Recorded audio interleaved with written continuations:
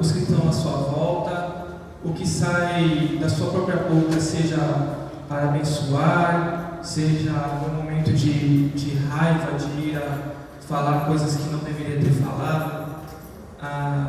O nosso falar, ele tem um certo poder, meus irmãos, e é relatado no livro de Provérbios, no capítulo de número 18, versículo 21, que a vida e a morte estão na língua, ou seja, no nosso falar.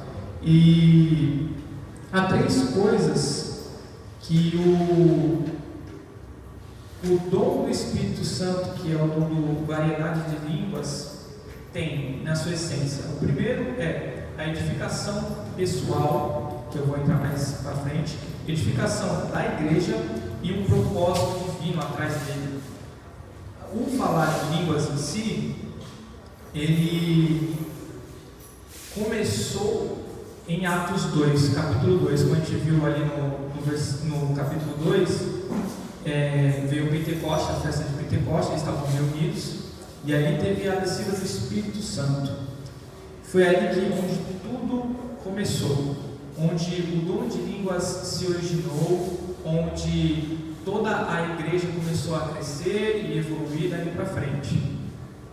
E o nosso falar em línguas, ele, no meio pentecostal, é dividido de 2 formas que a gente consegue compreender. A xenolária, que é línguas humanas reais, e a glossolária, que é o falar em línguas celestiais, que a gente entende dessa forma. Em Atos, capítulo 2, é dito aqui que eles entendiam as pessoas, cada um na sua própria língua.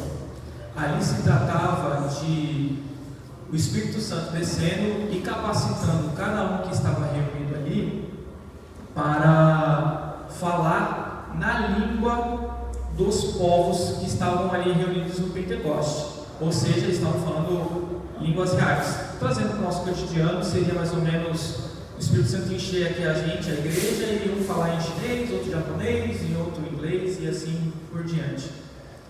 E tem o carinho do Espírito Santo nesse ato de Pentecostes, onde Deus está capacitando a igreja a ser um movimento missionário, um movimento para sair do judaísmo, para realmente levar o cristianismo às nações. E esse é o primeiro aspecto do dom de línguas, que é o falar línguas que a gente já conhece. A gente tem testemunhos no meio pentecostal de profecias sendo faladas em outras línguas e a pessoa do outro lado entender. Falar, você está falando na minha língua materna e eu entendo o que você está dizendo. E é um ato missionário de edificação para a igreja. Esse é o primeiro lado de edificação que tem o dom de línguas, que é a edificação coletiva. A edificação coletiva, geralmente, ela é atrelada por 2 aspectos. Ou por um profeta, que necessariamente tem um dom de interpretação de línguas, mas esse é um assunto que o Alexandre falar depois, e ele edifica a igreja do Senhor.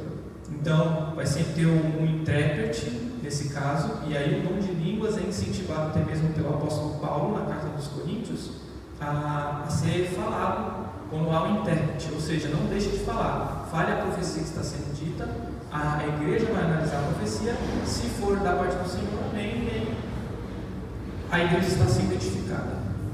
O outro aspecto que se encontra em 1 Coríntios capítulo 14, conta para mim, por favor, versículo de número 2. Porque aquele que fala em língua desconhecida não fala aos homens, senão a Deus, porque nenhum entende, e em espírito fala mistérios. Aqui o apóstolo Paulo está deixando muito claro que o falar em línguas é algo para edificação pessoal. Às vezes a gente tem a impressão de que a pessoa está falando em línguas e ela está alguém. Eu já tive esse ponto de vista que era assim: nossa, como aquela pessoa espiritual está falando em línguas, eu queria tanto buscar este dom, eu queria tanto ter este dom. E Vendo hoje, tendo o dom, eu consigo entender que o falar em línguas é a pessoa falando diretamente com Deus em mistério. A gente não tem certeza do que, do que a pessoa está sendo falada, porque ela está falando em mistério com Deus. E ela está edificando. Irmãos, edificar é como construir algo. É como você colocar tijolo por tijolo. O falar em línguas é algo que você vai fazer para edificar o seu espírito ou a sua alma, junto com o Espírito Santo, para edificar o mundo. Por assim dizer, eu posso falar assim, eu estou orando línguas com o Senhor, e tem uma área da minha vida que está extremamente travada, seja ela espiritualmente, seja ela emocionalmente, tem algo em mim que não está funcionando corretamente, e aí eu vou, adoro o Espírito Santo no meu secreto, me derramo com Ele, e aí eu consigo sentir a presença dEle, falo em línguas com Ele. Eu posso até não estar entendendo naquele momento, mas tem uma pedra sendo colocada e um muro sendo edificado, e Deus consertando uma área da sua vida, e Ele vai colocando bloquinho por bloquinho, edificando, vai se edificando, cada vez mais você vai crescendo espiritualmente, se alinhando cada vez mais ao Espírito Santo, ficando cada vez mais forte com Ele. O principal motivo do falar em línguas não é para você simplesmente chegar aqui e falar em línguas e sair falando em línguas. Você está adorando a Deus, está sentindo a presença de Deus? Fale em línguas, mas que esse não seja o seu principal motivo, fazer que os outros vejam você falando, mas você entendendo que esse é um dom de Deus que Ele deu para mim, para que eu possa me edificar, me fortalecer em Cristo, cada vez mais me rendendo ao Espírito Santo. O segundo ponto que eu queria apresentar para vocês é que o falar na Bíblia tem 2 períodos em que o falar é totalmente mudado, por assim dizer, é totalmente diferenciado de tudo. Ou seja, em Atos dos Apóstolos, capítulo 2, onde vem a descida do Espírito Santo, e aí veio o falar em línguas, e também em Gênesis, capítulo 11.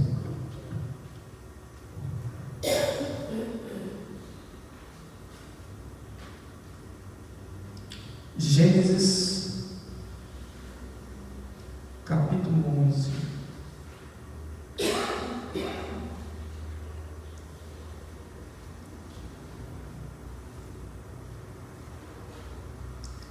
Aqui está. Ora, em toda a terra havia apenas uma linguagem, uma só maneira de falar. Sucedeu que, partindo eles do Oriente, deram uma planície na terra de Sinai e habitaram ali. E disseram uns aos outros: Vinde, façamos tijolos, queimemos bem. Os tijolos servirão-lhes de pedra, e o betume de argamassa. Disseram: Vinde, edifiquemos para nós uma cidade e uma torre, cujo topo chegue até os céus, e tornemos célebre o nosso nome, para que não sejamos espalhados por toda a terra. Então desceu o Senhor para ver a cidade e a torre, que os filhos do homem edificavam. E o Senhor disse: Eis que o povo é um, e todos têm a mesma linguagem, isto é, apenas o começo. Agora não haverá restrição para tudo que intentam fazer. Vinde, desçamos, confundamos ali a sua linguagem, para que um não entenda a linguagem do outro. Destarte o Senhor dispersou dali da superfície da terra, e cessaram de edificar a cidade. Chamou-lhe-se por isso o nome Babel, porque ali confundiu o Senhor a linguagem de toda a terra, e dali o Senhor os dispersou por toda a superfície da terra. Aqui há um acontecimento anos antes do Pentecostes, muitos anos antes, e o Senhor, o homem, na verdade, estava no seu estado pós-queda, estava totalmente rebelado contra Deus, e ele estava realmente indo para a perdição total, porque após serem expulsos do Éden, a ordem do Senhor foi para que eles crescessem, multiplicassem e povoassem a terra, mas eles não seguiram a ordem do Senhor e quiseram se juntar em um só lugar e construir essa torre. Trazendo para os nossos dias, aqui está um grande desalinhamento da vontade de Deus com a vontade do homem. Basicamente, aqui estava o homem pós o pecado, querendo ser dono de si mesmo, querendo ser acima de Deus, querendo ser algo que eles chamavam de escada dos deuses. Eles se intitulavam deuses naquela época, de tão orgulhosos que eram. E isso me fez pensar bastante no verdadeiro propósito que foi o Pentecostes, na descida do Pentecostes, porque o Senhor, Ele parece que restituiu, meus irmãos, aquilo que havia se perdido no passado. Aqui no passado, vou trazer um pouco para os dias de hoje,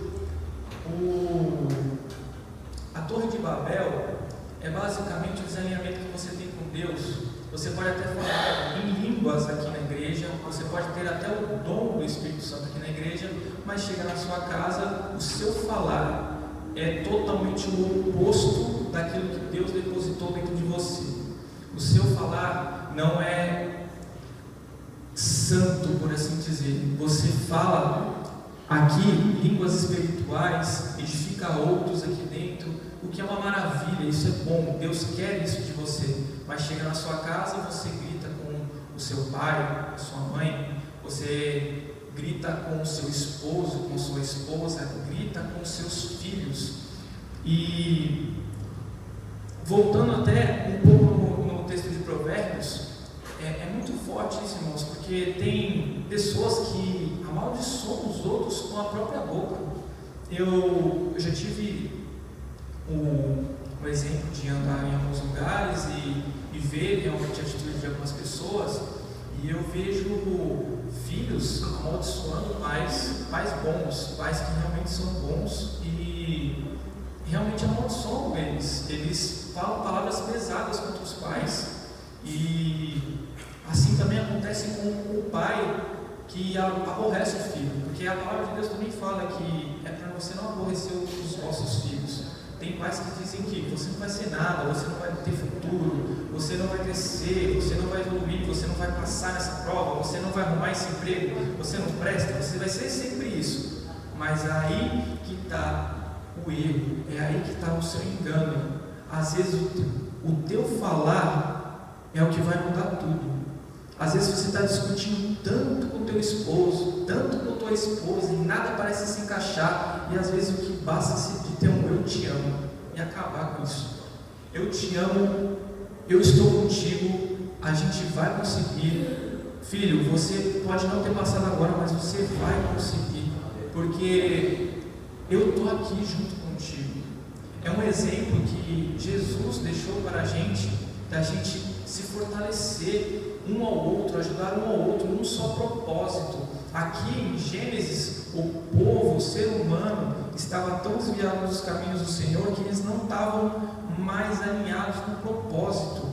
Aqui, eles estavam simplesmente falando uma só língua, ninguém podia os impedir e ainda assim faziam errado. Eles ainda eram orgulhosos, ainda eram soberbos, não deixavam o Espírito Santo conduzir eles da maneira que eles queriam, com a obediência ao Senhor. Então, tudo parece que era só para si. E aí há um contraste divino, parece que é um propósito de Deus em Atos 2, de que agora não é mais homens orgulhosos que estão reunidos naquele lugar. Ali são homens que estão prostrados e falando: não seremos deuses, mas eu tenho um Deus que eu diminua e ele cresça. Eles estão reunidos todos num só propósito, aonde o falar, o disse-me-disse, aquilo que é sempre falado nas costas, aquilo que sempre sobe o ego, é deixado de lado e falado: não, peraí, teve um Galileu, um homem que morreu por mim, Teve um homem que esteve pendurado no madeiro por mim e eu não sou mais dono de mim mesmo. Eu não quero mais ser o Deus da minha vida. Eu quero viver para Ele, para este homem. Então esses homens ficam no dia de Pentecostes prostrados em um só propósito, reunidos. Isso é muito importante, um só propósito. Às vezes a gente está na casa do Senhor e vê que as coisas não fluem da maneira que a gente espera da igreja ser, que o Senhor quer que da igreja seja, pelo o fato de ter muita contenda no nosso meio, e a gente parece que estamos construindo torres para nós mesmos. O falar em línguas aqui dentro é um falar em línguas santo, espiritual, mas chega na esquina ali fora, chega ali na casa de fulano, na casa de ciclano, e já começa o seu próprio falar, dizer outras coisas que não são espirituais. E isso não só se aplica para quem fala em línguas, tá bom? Isso se aplica para todo o corpo da igreja. Não é sobre só o seu dom de línguas, porque assim como os outros dons de línguas, a palavra de Deus fala que o Espírito Santo dá como quer. Tem irmãos aqui que tem o Espírito Santo, mas não tem o dom de línguas. Então, não é porque você não tem o dom de línguas que você não tem que vigiar no seu falar. O seu falar é muito importante, meus irmãos, porque tem algo, parece que rasgado no meio de nós, porque estamos, parece que, olhando um contra o outro. Digo isso de mim mesmo, com os meus familiares. Você pode olhar para a sua vida e ver que às vezes tem algo que não está batendo no seu relacionamento, não está batendo na comunhão da sua família, no seu trabalho, porque o seu modo de falar não está correspondendo ao modo cristão de ser. O modo cristão de ser é o amável. Você tem que ser amável. Amável não quer dizer que você precisa ser, em outras palavras aqui um pouco mais pesado, um sonso. Você não precisa ser um sonso, gente. Tem um pudor também. Tem gente que você tem que... Peraí, por amor eu vou me afastar, porque isso não está me fazendo bem. E você tem que ter esse discernimento, tá bom?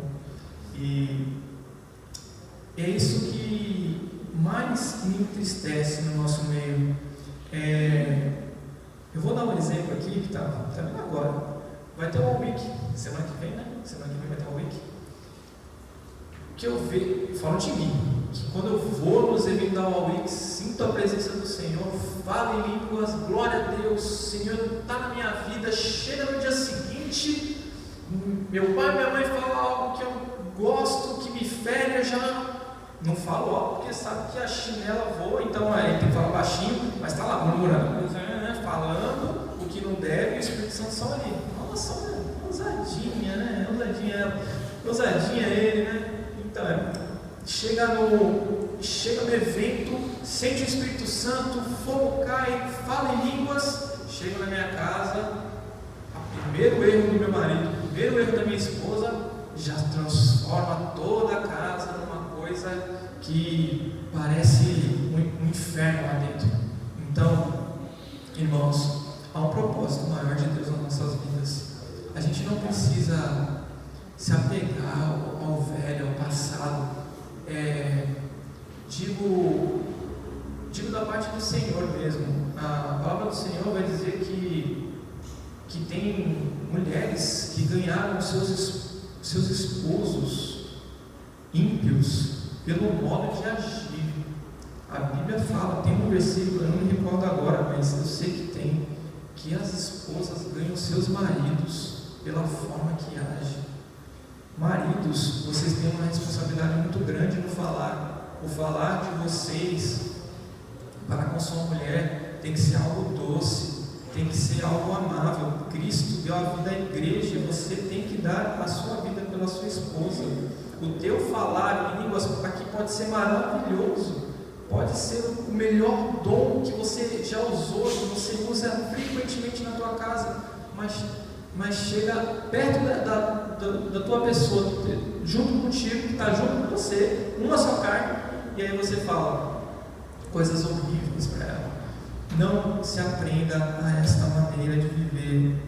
Deixe que o Espírito Santo trabalhe na sua vida, que se renove, cada vez mais você fique junto de Deus e não separado dele por causa da sua fala.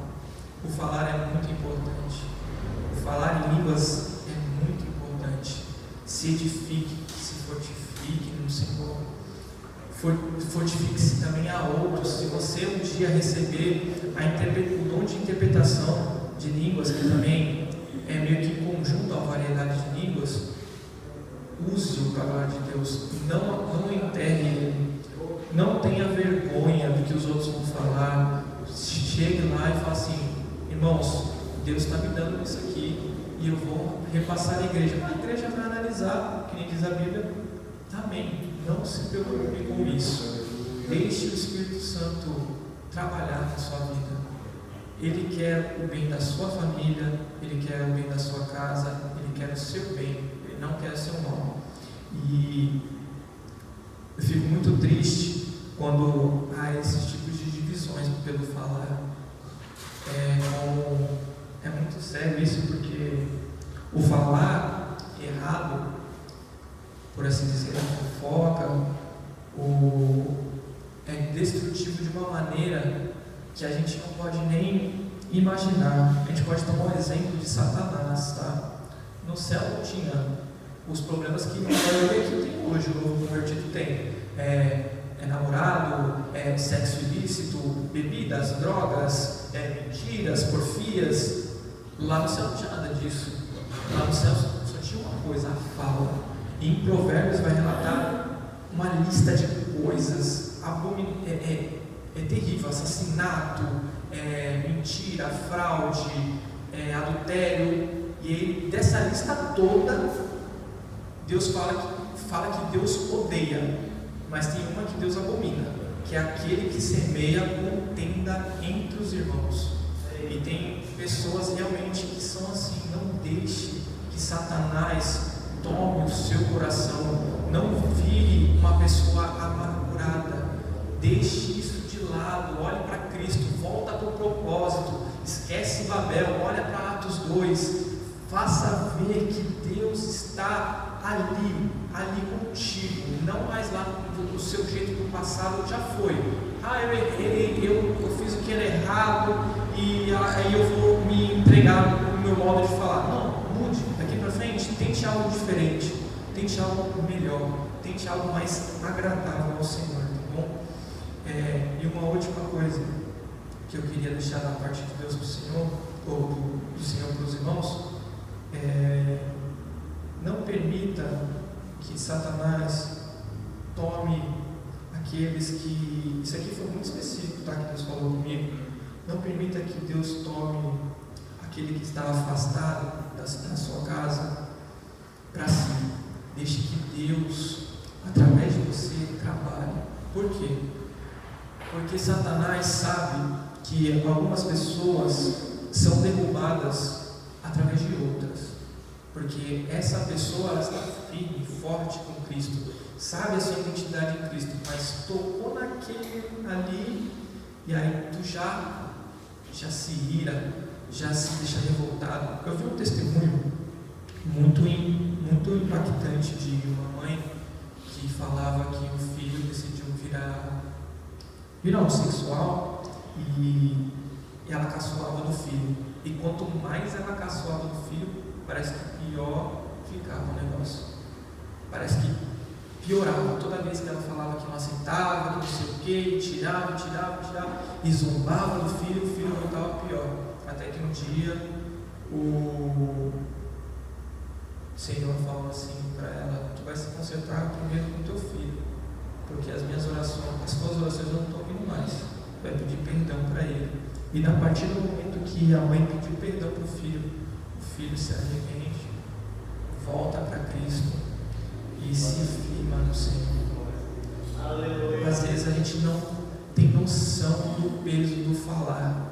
O falar em línguas é maravilhoso, o dom é maravilhoso, mas o mais importante não é os 10, 30 minutos do falar em línguas aqui, mas o que o falar em línguas durante 30 minutos pode transformar durante a semana, o mês e o ano. O que o dom pode fazer para edificar cada vez mais você e os que estão ao redor de você. Então, essa é a mensagem que eu tenho da parte do Senhor para os irmãos. Eu espero que vocês tenham entendido um pouco mais o que é o falar em línguas estranhas, o falar em línguas humanas reais, e que ele é para edificação pessoal e também coletiva quando é interpretado, tá bom? Interpretado por um intérprete. Eu agradeço a oportunidade, em nome de Jesus.